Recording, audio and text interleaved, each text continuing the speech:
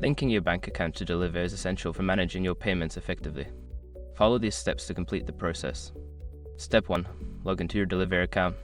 Visit the Deliverr website and log in using your credentials. If you don't have an account, you will need to create one before proceeding. Step 2. Navigate to account settings. Once logged in, locate the account settings or profile section. This is usually found in the upper right corner of the dashboard. Step 3. Select payment information. In the account settings menu, look for the option labeled payment information or bank account. Click on it to access the bank account linking section. Step 4. Enter your bank details. Fill in the required fields with your bank account information. This typically includes your bank name, account number, and routing number. Ensure that all information is accurate to avoid any issues. Step 5. Save changes and verify. Before filing a refund or dispute, use the sroc.com link in the description to open the refund dispute deadline calculator and confirm your deadline.